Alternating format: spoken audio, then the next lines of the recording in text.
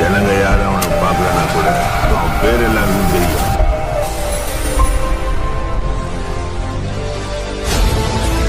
வணக்கம், welcome to review by Ramesh. இன்னைக்கு திரை விமர்சன நிகழ்ச்சியில் இயக்குனர் தினேஷ் கலைசெல்வன் இயக்கத்தில் நடிகர்கள் விமல் மற்றும் யோகி பாபு, ஜான் விஜய் நடிப்பில் உருவாகியுள்ள மகாசேனா படத்தை பற்றி பார்க்க போகிறோம். படத்தோட கதையை பற்றி பார்த்தோம்னா, ஒரு காடு, அதில் ஒரு குரூப்பு நம்ம விமல் அவங்களுடைய குரூப்பு, அவங்க ஒரு சாமி சிலையை வச்சு வழிபட்டுக்கிட்டு வருவாங்க. அதே காட்டில் இன்னொரு குரூப்பு அவங்க சிலையை எடுக்கிறதுக்கு முயற்சி பண்ணுவாங்க. சரி, இவங்க 2 பேர் தான் இந்த சிலைக்காட்சி சண்டை போடுறாங்க அப்படின்னு பார்த்தா, மூணாவதாக ஒரு குரூப்பும் அந்த சிலைக்காட்சி சண்டை போடுறதுக்கு ரெடியாக இருப்பாங்க.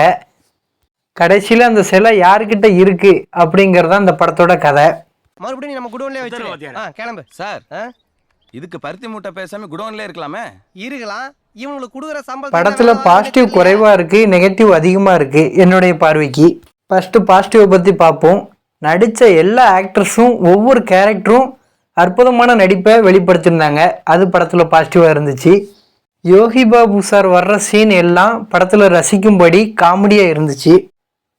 பெப்பர் தூக்கலாம் ஒரு ஆபாயம். நீங்கெல்லாம் சம்பாதித்து கடை தந்தீங்களா இல்ல? அடுத்தது John Vijay sir villain character பண்ணியிருக்காரு. அவர் நடிப்பு அட்டகாசமா இருந்துச்சு. வில்லனை பார்த்தா நமக்கு இரிட்டேட் ஆகணும் படத்துல, இவரை பார்க்கும்போது இந்த படத்துல அப்படி இருந்துச்சு. அடுத்தது படத்தோட ஹீரோ விமல், அவர் நடிப்புக்கு குறையே கிடையாது, சூப்பரா பண்ணியிருக்காரு. அவருக்கு கரெக்டான கதை அமைய மாட்டக்கும்னு நான் நினைக்கிறேன். மக்கள் கொண்டாடுற மாதிரி ஒரு கதை அவருக்கு அமைஞ்சா நல்லா இருக்கும். நெகட்டிவ் படத்துல எல்லாமே சொல்லலாம். மியூசிக் இன்னும் கொஞ்சம் பெட்டரா பண்ணியிருக்கலாம். அதே மாதிரி 1000 தடவை அடிச்சு துவைத்த கதை, அதை கொண்டு போன விதமும் ரொம்ப புவர் அப்படின்னு சொல்லலாம். படத்துல லாஜிக் சுத்தமா கிடையாது.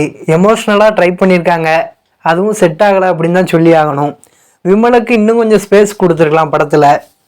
இந்த படம் இன்னும் கொஞ்சம் பெட்டரா எழுதி கரெக்டாக மேக் பண்ணியிருந்தாங்க அப்படின்னா ஒரு பெரிய படமாக வர வேண்டியது. ஆனால் சொதப்பிட்டாங்க அப்படின்னு தான் சொல்லி ஆகணும். கிரிக்கெட் கமெண்ட்ரி பத்ரிநாத் சார் சொன்ன மாதிரி, முயற்சிக்கு மார்க் 100, ஆனால் பேட்ஸ்மேனுக்கு தான் ரன் 6 அப்படின்னு சொல்லுவார். அதே மாதிரி முயற்சிக்கு மார்க்குகள், ஆனால் அதை டெலிவரி பண்ண விதம் சரியாக அமையலை அப்படின்னு தான் சொல்லி ஆகணும். இப்போ சொன்ன விஷயங்கள் எல்லாம் நெகட்டிவ் என்னுடைய பார்வைக்கு. ஓவரால் மூவி எப்படி இருக்குது பார்த்தோம் அப்படின்னா, ஒரு பிலோ ஆவரேஜ் ஃபிலிம். என்னுடைய பார்வைக்கு ஒரு சுமாரான படம்.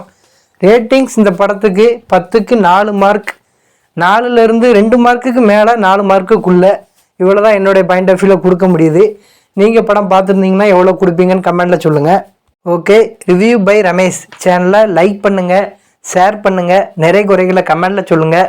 நீங்கள் படம் பார்த்துட்டிங்களா, உங்களுக்கு எப்படி இருந்துச்சு என்பதையும் கமெண்டில் சொல்லுங்கள். மறக்காமல் சப்ஸ்கிரைப் பண்ணுங்கள்.